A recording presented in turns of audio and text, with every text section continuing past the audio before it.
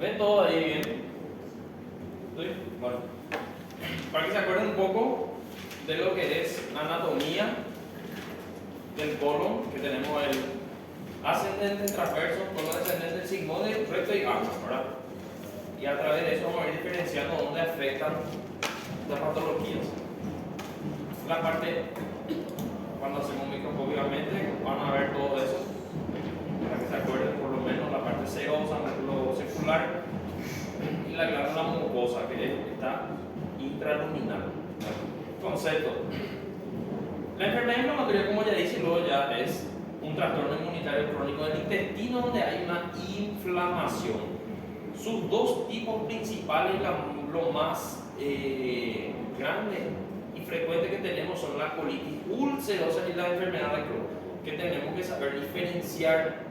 Esto va a ser pregunta, vamos a ver en el hospital y van a tener que saber, acuérdense de eso. Hablando un poco de epidemiología, que la incidencia varía entre 5 a 18 casos cada 100.000, más frecuente en Europa, en Reino Unido según el libro, ¿verdad? Pero acá en Paraguay por lo menos tenemos mucho también por la mucha ingesta de carne.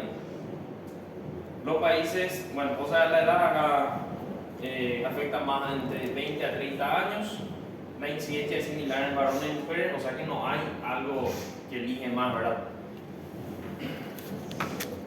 La etiopatogenia.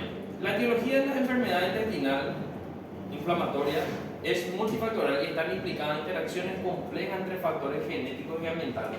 Hay los factores exógenos y endógenos, como cualquier patología. La hipótesis más aceptada en personas con predisposición genética interactúa con factores exógenos, que es la composición de la microflora intestinal normal. Acuérdense que nosotros tenemos nuestra flora intestinal que es fisiológico. Acuérdense de eso.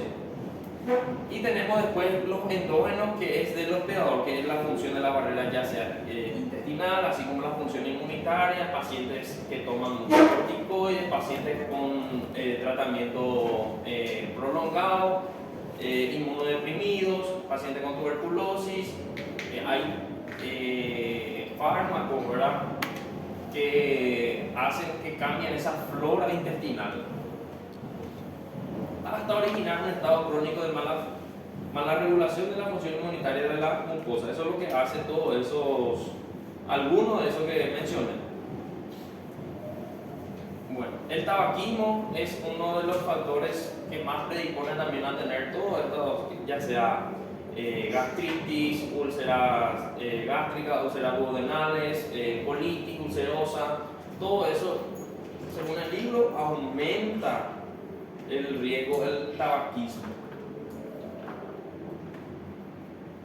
Como siempre, factores genéticos va a haber en todas patologías. Fuente asociada familiar, o sea que el paciente que tiene familiar que ha tenido esta patología tiene mayor probabilidad de tener. Los genes que inatan con la inmunidad innata, o sea que cuando el intestino tiene contacto primera vez con ese factor. Lo que se relaciona con el retículo endoplasmático y el estrés metabólico, todo eso relaciona también el estrés metabólico de cada persona. Bueno, y eso es lo que hablo un poco más, que interviene en el desarrollo y la resolución de inflamación.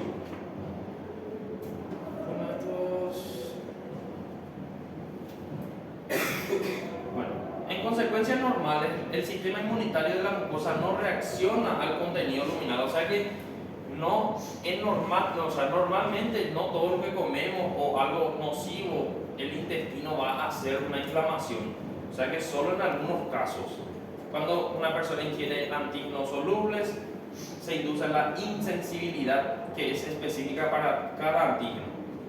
En la inducción de la tolerancia bucal intervienen múltiples mecanismos, como la inducción de los linfocitos T, CD4, es el más abundante, ¿verdad? Bueno, factores exógenos. Estos son los factores exógenos que es posible que la enfermedad intestinal tenga una causa infecciosa aún no identificada. O sea que podemos tener algo infeccioso en el cuerpo que desarrolle esa inflamación. No es lo mismo infección que inflamación. Una persona con enfermedad intestinal, inflamatoria intestinal, es posible que la microbiota normal perciba incorrectamente como patógenos. Ahí vamos a hablar un poco de lo que entra la colitis ulcerosa, que es una inflamación del colon que afecta de forma prácticamente constante, o sea, que más afecta es el recto y se extiende de manera proximal y continua de una longitud variable. Aparece infiltrado inflamatorio, como siempre en un proceso inflamatorio, mixto de lámina propia, que altera la arquitectura granular y acúmulo de neutrófilos en las gritas, o sea que eso van en el microscopio. Pero es esto lo que más afecta, o sea que afecta más el recto, por eso se suele hacer la rectosigmoidoscopía rígida, o sea que afecta más eso y la parte proximal del colon. A diferencia de la enfermedad de Crohn, que afecta desde la boca hasta el ano. Acuérdense, esa es una diferencia muy grande. Anatomía patológica, para que se acuerden un poquito nomás, yo no les voy a estar preguntando.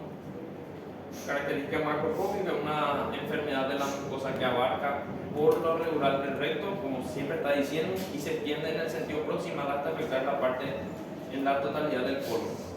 Se ha observado 40-50% de los pacientes la enfermedad al recto y recto sigmoide, o sea que más de la mitad suele ya afectar el recto y colon sigmoide, la parte sigmoidal.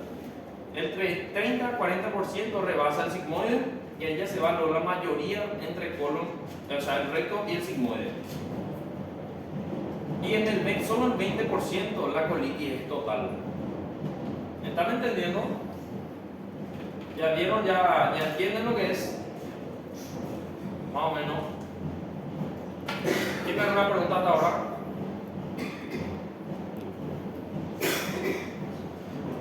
A colite é parcial, a enfermidade de Crohn é total, se generalizada? No, acuérdate que siempre es crónica. ¿Cómo me mandaste? Se a colite é parcial e se a Crohn é generalizada. No, puede tener una enfermedad aguda que sea total o parcial que sea crónica. Eso nos afecta, eso depende ya del estudio que vamos a solicitar y ver todo eso, ¿verdad? Professor, então assim, uma grande diferença da colite para a doença de Crohn, que vai diferenciar quando você estiver com o paciente, é que a maioria dos casos, né, a maior porcentagem da colite é no colo sigmoide e no reto. Sí. E já a doença de Crohn começa desde o início. Puede afectar desde la boca hasta el ano, exactamente. Eso es una diferencia grande. Pero acuérdate eso que nosotros vamos a tener que diferenciar eso en la clínica primero. Eso nosotros vemos después ya en los exámenes complementarios, ya sea imagen, endoscopia digestiva alta, baja, ¿entendés? O una radiografía con contraste. Então, só através desses Sí. exames que a gente Sí. vai poder confirmar Sí. qual dos dois Y que é. en la clínica también hay diferencia. Los síntomas. Sí, exactamente. En la clínica van a haber un poco de diferencia también. Entonces, tenemos que ver la incidencia, el otro cuál es, si fuma, si no fuma, cuál lleva un factor desencadenante, ¿verdad? Eso vamos a ir viendo más o menos después con un... Vamos a ver si hacemos un cuadrito. Bueno. Las características macroscópicas. La mucosa con inflamación leve muestra eritema y una superficie granulosa fina que se asemeja a la lija, dice. En la enfermedad más grave, la mucosa ya es hemorrágica, edematosa y está ulcerada. Y en la afección prolongada puede identificarse pólipos de origen inflamatorio, o sea, pseudopólipos, o sea que hay pólipos por la inflamación, no es un pólipo original, vamos a decir. ¿Entienden? Como consecuencia de la regeneración epitelial, o sea que va a haber cicatrización y va a haber pseudopólipos.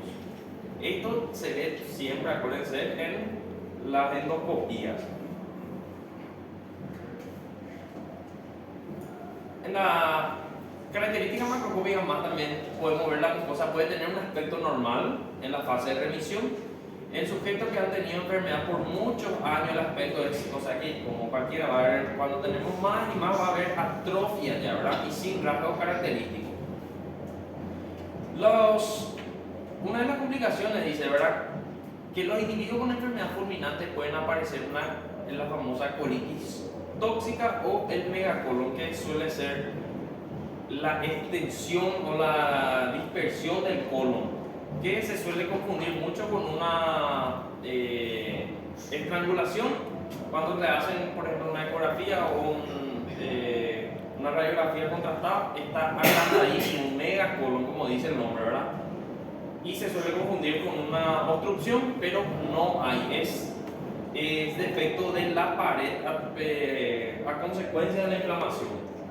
¿Están entendiendo esto? Sí. Es una complicación, el megacolon se agranda.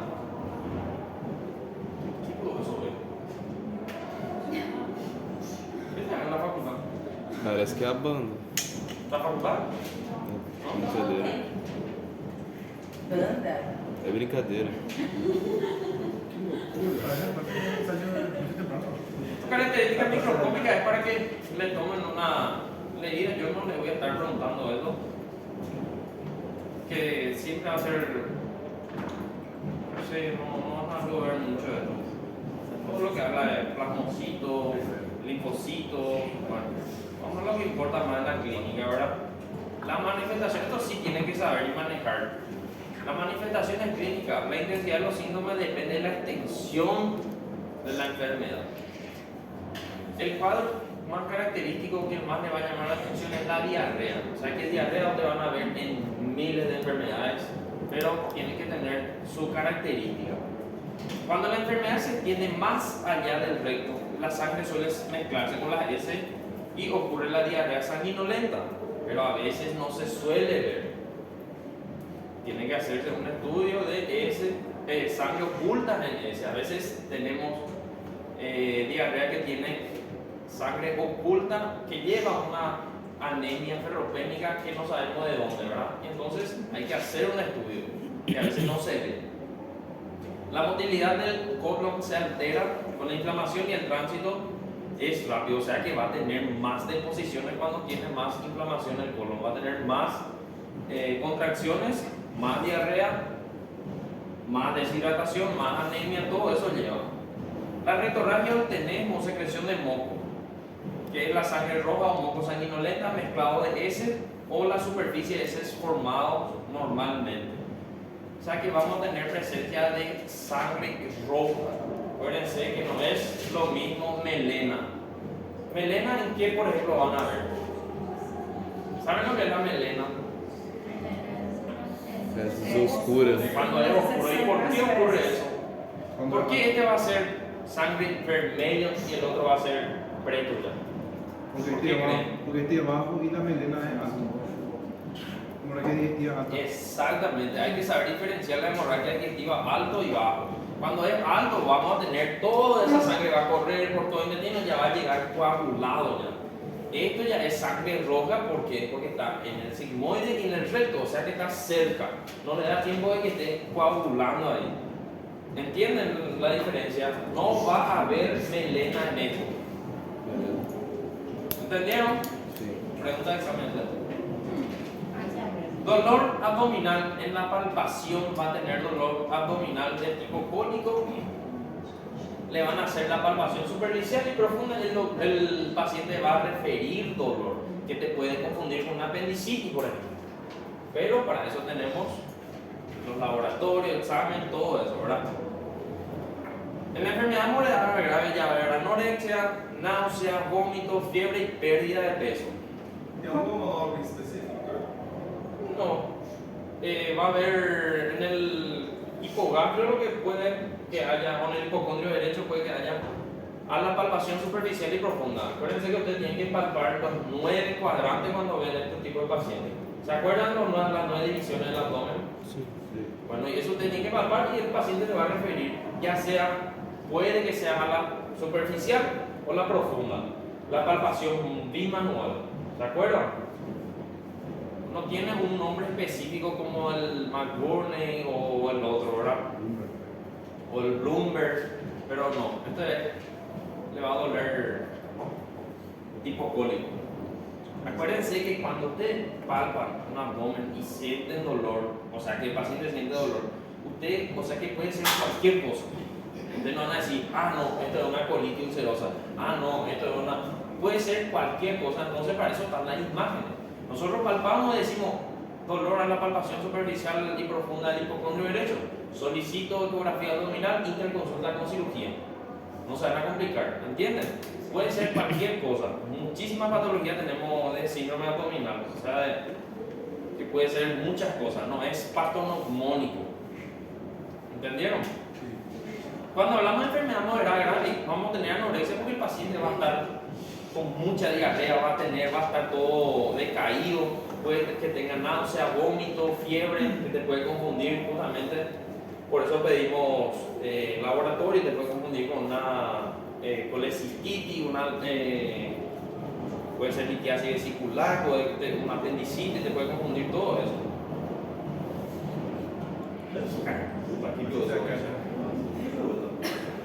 Bueno, es habitual que los síntomas hayan estado presentes durante semanas, incluso meses, cuando el paciente consulta, porque a veces piensan que es normal, ¿verdad? Y se va decayendo y ahí ya se van en la etapa de que, porque nadie va a consultar con 2 días de diarrea, porque puede ser una gastroenteritis aguda, comió algo, le hizo mal. Cuando es enfermedad, cuando hablamos de enfermedad ulcerosa, de la colitis, y el paciente se va después de semanas de los síntomas. Signos físicos. Los signos son inespecíficos, como les dije, ¿verdad? La palpación puede doler y puede ser cualquier cosa. Los casos leves, inclusive puede ser la valoración normal, no va a tener dolor abdominal a la palpación. Los ruidos hidroaéreos van a estar conservados, o sea que va a haber motilidad, inclusive puede estar aumentado, como dice, va a haber mayor tránsito intestinal. Entonces hay más peristaltismo, más diarrea, más deposiciones. En casos graves va a haber distensión abdominal, dolor a la palpación largo del trayecto del colon. O sea que todo lo que tiene que saber la anatomía ascendente, transverso, descendente. Casos más graves, fiebre, taquicardia, incluso hipotensión, proctitis, sensibilidad del conducto anal. En todos los pacientes estos que van a interconsulta con cirugía se les suele hacer la palpación o el tacto rectal, y que va a haber presencia de sangre en el tacto rectal. Este es un cuadrito del Harrison donde dice movimientos intestinales en el leve, que va a haber hasta 4 deposiciones, o sea que 4 veces se vaya al baño en el leve. El moderado se suele ir de 4 a 6 por día, y en el grave ya más de 6 veces. Acá en el leve hay escaso, sangre, moderado, intenso en el grave. Taquicardia solo suele haber en el grave. Bueno, eso es lo que más tienen que saber sobre la clínica. Datos del laboratorio. Primero le van a pedir, ¿qué ustedes le van a pedir a un paciente que llega así? ¿Cuáles son los laboratorios? Hemograma, orina tipo Hemograma. ¿Qué van a buscar en el hemograma? 1, anemia, Anemia, o ¿qué puede ser otra cosa? Inflamación, Cuando hablamos de anemia, ¿qué ven para decir es anemia? hemoglobina menos. La hemoglobina, y después está sangrando, no está teniendo un factor de coagulación. ¿Qué van a pedir? O sea, mirar y pedir. Gracias sanguínea, sí puede ser para el tiempo de coagulación. Después, ¿qué más? Las plaquetas tienen que mirar también, ¿verdad? ¿Qué pasa si tenemos plaquetopenia? Viral. Puede ser, ¿verdad? Pero ¿qué riesgo tenemos cuando tenemos las plaquetas bajas? Infección. O sea, de hemorragias. Por eso tienen que ver, cuando más plaquetas tenemos, eso ayuda al factor de coagulación, ¿verdad? Vamos a pedir PCR. Acuérdense que el PCR, como le dije, es, o sea, que un paciente tiene un PCR aumentado, algo inflamatorio, pero no sabemos de qué. ¿Entienden? Ustedes van a pensar en inflamatorio y van a pedir un PCR, va a venir aumentado porque hay inflamación, pero va a faltar más laboratorio. ¿Entienden?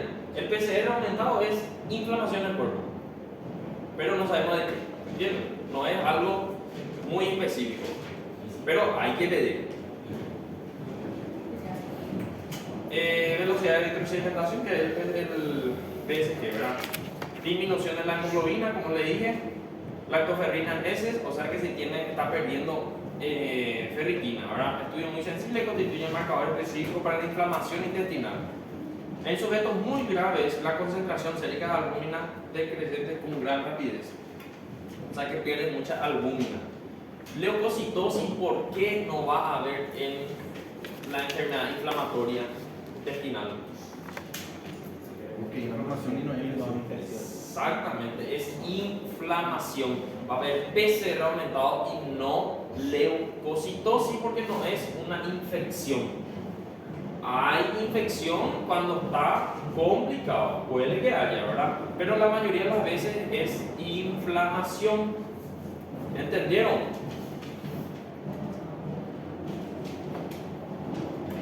¿Están entendiendo todos? Doutor, quais seriam os exames laboratoriais, então, que você pediria no caso de um paciente desse? Hemograma completo, ¿verdad? Siempre, orina simple. Por ejemplo, tiene un dolor tipo, vamos a decir, a la palpación, dolor abdominal y en el colon ascendente, ahí arriba está la vesícula. ¿Qué más? Vos tenés que tener diagnósticos diferenciales, ¿verdad? Entonces, ¿qué más usted pediría? ¿Sí? ¿Será que es colitis?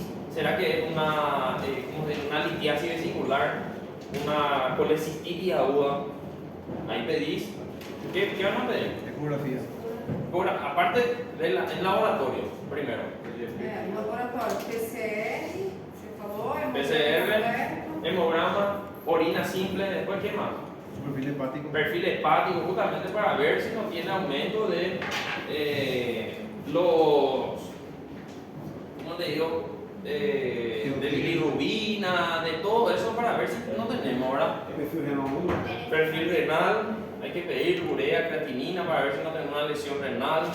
Después, todo eso, factor de coagulación, tienen que pedir, porque si tienen, por ejemplo, piden una colecistitis, tienen que estar en quirúrgico, tienen que hacerlo.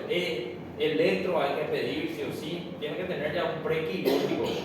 Como clínico, uno de ellas tiene que hacer más o menos dirigido a cirugía, porque después esto, interconsulta con cirugía, se les manda a cirugía, pero primero van a consultar por clínica, ¿entienden más o menos?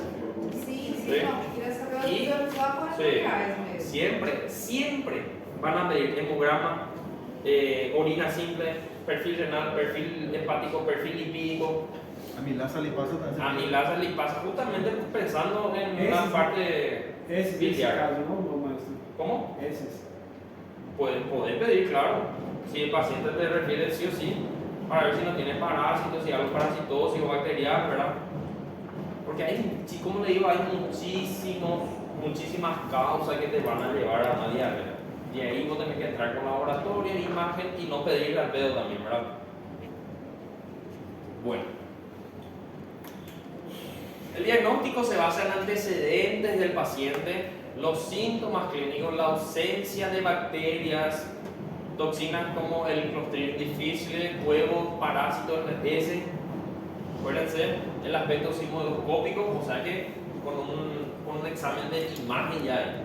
Y la configuración histológica muestra el trayecto del colon para biopsia. Los pacientes, todos se hacen biopsia. Acá hay copia.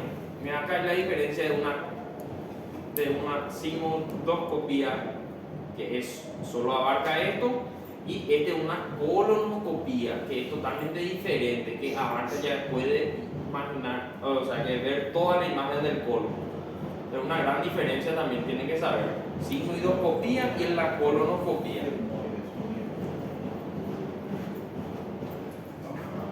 No tiene sincronización ese. No. Ese no es. Se llama. La batería no se Bueno, sigmoidoscopía sirve para valorar la actividad patológica y regular. Se realiza antes del tratamiento. Y si hay una exacerbación aguda, se recurre a la colonoscopía para valorar la magnitud y la actividad de la enfermedad. La colonoscopia en una enfermedad leve se va a caracterizar por eritema, o sea que va a haber proceso infeccioso, ¿verdad? Disminución del tramo vascular y friabilidad leve. En la moderada ya se va a definir por eritema considerable, ausencia del perfil vascular, friabilidad y erosiones. Y en la grave ya va a haber hemorragias, úlceras espontáneas. Y a todos estos pacientes también, lo que no olvide, se le hace una biopsia. Acuérdense de eso. Cáncer de colon se previene con colonoscopia, con un temprano diagnóstico, porque esto se extirpa y después se anatomosa otra vez. E pode ter pólipos ou pseudopólipos? Pseudopólipos. Pseudopólipos. Sí, por la inflamación. Na enfermidade grave, La enfermedad grave ya va a haber úlcera, ya va a haber sangrado, ya hemorragia. onde que aparece os pseudopólipos? Entre el leve y moderado. Ahí lo hay en el cuadrito. Bien. La radiografía, ya esto no se suele más hacer tanto, ¿verdad? Porque es más, ya todos los hospitales ya tienen casi, ¿verdad? Endoscopía. Esto se hacía con enema de vario, o sea que por abajo entraba con contraste y se le hacía una radiografía. Lo que le caracterizaba era broche en collar, o sea que todito así se quedaba como collar. No sé cómo le llaman collar ustedes. Colar. Collar. Bueno, así, todito pelotita se queda, ustedes ven el sigmoide. ¿Entienden? Ese se enema por abajo y ahí se ve, eso se le hace una radiografía. Y cuando tiene, por ejemplo, perforación y esas cosas, ya van a ver todo el trayecto ahí. Y eso es criterio de cirugía. Además, el colon se acorta y se estrecha, ¿verdad? Después tenemos la tomografía computarizada y resonancia magnética. O sea que no se suele usar también ya esto, porque aparte de que sea caro, ¿verdad? No es tan útil y específico para él. Pero en los libros hablan, ustedes tienen que saber que por lo menos está. ¿Verdad? La tomografía y la imagen por resonancia no son útiles como la endoscopia para establecer el diagnóstico, ¿verdad? De la colitis ulcerosa. Y ahí van a ver, por ejemplo, que hay un engrosamiento leve, densidad heterogénea de la pared, ausencia de engrosamiento del intestino delgado, incremento de la grasa perirectal y presacra, aspecto de ojo de toro en el recto y adenopatía. O sea que no se suele usar esto. Esto para que sepan nomás, o sea, no le vas a hacer a un paciente de resonancia magnética del colon, por ejemplo, que le va a hacer gastar muchísimo y solo para ver engrosamiento y esas cosas. La mejor, o sea, la elección, el gol estándar es el colon sin endoscopia con biopsia. Ahí voy a ver y se hace todo el tratamiento a través de eso. El gol estándar, como dice el libro. Después hablamos de las hemorragias. Complicaciones, hemorragia masiva, que solo se ven 1% en las crisis graves. Esto es la radiografía con enema de contraste. Se suele inyectar contraste y se ve así. O sea, una densidad, ¿verdad? El megacolon tóxico es lo que es el más frecuente, ¿verdad? Que es el agranamiento del colon sin una obstrucción. Acuérdense, eso es característico. Se define como un colon transverso mayor de 6 centímetros con pérdida de las austras son eso que le hace el peritaltismo. Se producen en 5% de las crisis y pueden precipitarse por alteraciones electrolíticas y narcóticos. Después estamos las que tienen las perforaciones, que va a llevar, o sea que es la complicación local más peligrosa, que va a llevar. Si entra contenido fecal al peritoneo, ¿qué pasa? ¿Qué tenemos ahí? Peritonitis primaria, secundaria o terciaria. ¿Qué dicen?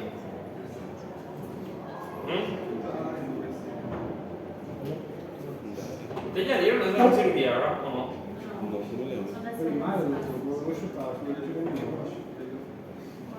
Peritonitis primaria es cuando no hay afectación de órganos dentro del peritoneo. Secundaria es cuando hay perforación o es secundaria a un órgano dentro del peritoneo, y terciaria ya es cuando hay bacterias resistentes y peritonitis persistente igual después del tratamiento. Eso es terciario. Primaria, Secundaria. ascendente, puede tener, no sé, vamos a hablar de pielonefritis y lleva una peritonitis por ascendente de bacterias, o sea que no hay afectación de órgano. Esto lleva a una peritonitis secundaria, que es indicación para la laparotomía. Acuérdense otra cosa también así hablando. Hoy en día ya, hablando de los libros de cirugía, ya hablan todo de por vídeo, laparoscopía si se puede. Casi ya no hay tipo, lógico, en el libro es fácil, pero de preferencia se pide todo por vídeo, laparoscopía, las cirugías abdominales. ¿Está bien? Bueno, cuando tenemos estenosis puede haber estenosis, o sea que se cierra, hay una estenosis en el colon y fisuras anales, abscesos perianales o hemorroides. Esas son las complicaciones, estas son preguntas, acuérdense que esto. ¿Alguna pregunta hasta acá? ¿Alguna duda? Bueno, de colitis, ¿entendieron? ¿Debo entender? Bueno, ahí vamos a entrar un poco de lo que hablamos, hablando de la enfermedad de Crohn. No sé si hacemos una pausa de 10 minutos, 5. Ok, continuar. ¿Ah? ¿Seguro? Bueno, la enfermedad de Crohn.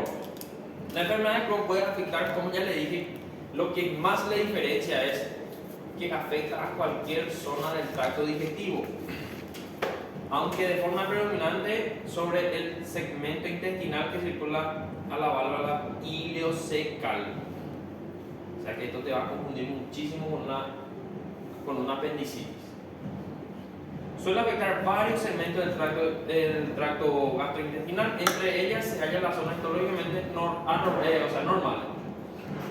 La afectación del intestino es transmural y el hallazgo más definitivo es la presencia de granulomas. Es como ven más o menos en esto, granulomas entre la luminal. Puede afectar cualquier parte del tubo digestivo, como ya dijimos, desde la boca hasta el ano, el 30 al 40% en el intestino delgado. Esto ya le caracteriza, ya es diferente. El otro es en el colon. Este ya es más en el intestino delgado. 40 y 55% en el intestino delgado y el colon. O sea que en la válvula ileocecal suele ser más frecuente. Bueno. La enfermedad de Crohn es segmentaria, con zonas intactas, rodeada de intestino enfermo, afectación transmural, o sea que puede haber, por dentro puede estar intacto, pero rodeado de inflamación. Esto no le voy a preguntar el cabello público, o sea que afectación. Esto no le voy a preguntar. En la enfermedad croactiva hay inflamación focal y formación de trayectos fistulosos que se resuelven con fibrosis y estenosis del intestino. Entonces, cuando se le estirpa ya, ¿verdad? La pared intestinal aumenta de grosor y se vuelve estrecha y fibrótica, o sea que se queda más chico y fibrosado, o sea más duro, lo que provoca obstrucciones. El otro hacía dilatación megacolon, esto ya puede hacer obstrucción. La inflamación de la serosa y el mesenterio favorecen la adherencia, o sea que se puede adherir a otros órganos dentro del peritoneo y formando fístulas, o sea conexiones, comunicaciones entre órganos. Acá lo que tienen que saber un poco de qué los granulomas pueden verse en ganglios linfáticos, mesentéricos, peritoneo, hígado y páncreas. Constituye una manifestación patognomónica de la enfermedad de Crohn, pero rara vez se lo identifica en la biopsia de la mucosa. Todas estas enfermedades son criterios de biopsia, acuérdense. Las manifestaciones más frecuentes son diarrea, que habitualmente es sin sangre, dolor abdominal, fiebre, astenia y pérdida de peso. O sea que eso le parece mucho a la enfermedad ulcerosa, la colitis. Aunque la enfermedad de Crohn casi siempre se manifiesta como una inflamación aguda o crónica del intestino. El proceso inflamatorio evoluciona conforme a uno o dos de los siguientes modelos de enfermedad, que es la fibroestenótico, obstructivo y penetrante, o sea que por fuera se va haciendo fístulas y el otro se cierra, hay obstrucción. Ileocolitis, presentación típica es antecedente crónico de episodio recurrente de dolor en el cuadrante inferior derecho con diarrea, cuadrante inferior derecho. Por eso le digo que esto les puede confundir, o sea que el síndrome el diagnóstico diferencial es la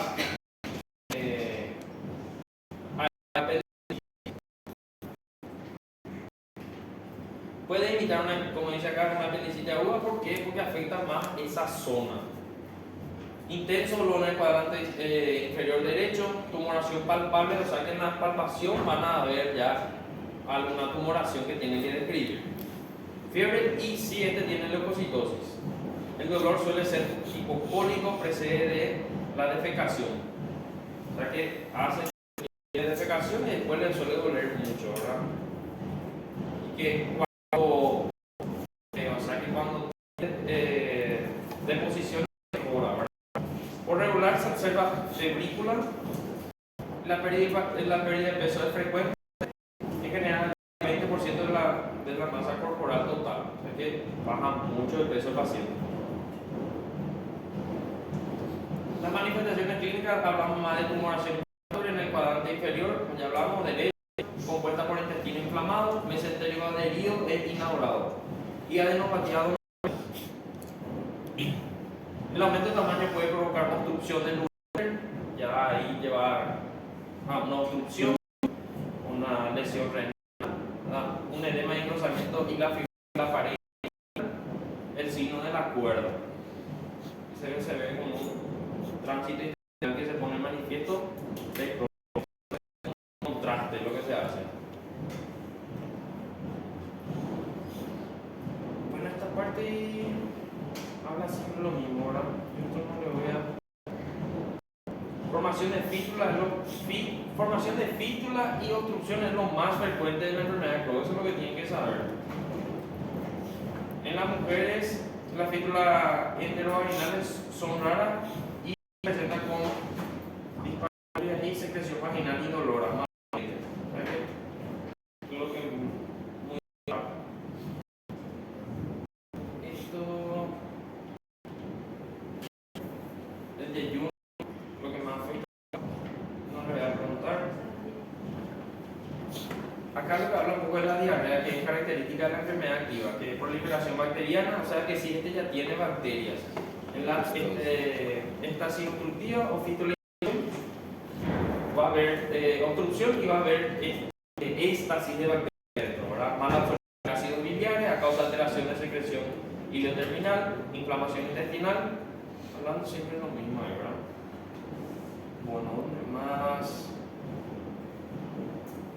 Bueno, colitis y enfermedad perianal, lo que más van a tener febrícula, malestar general, diarrea, dolor abdominal, dolor hipocólico y algunas veces hematoquesia, o sea, un S de sangre.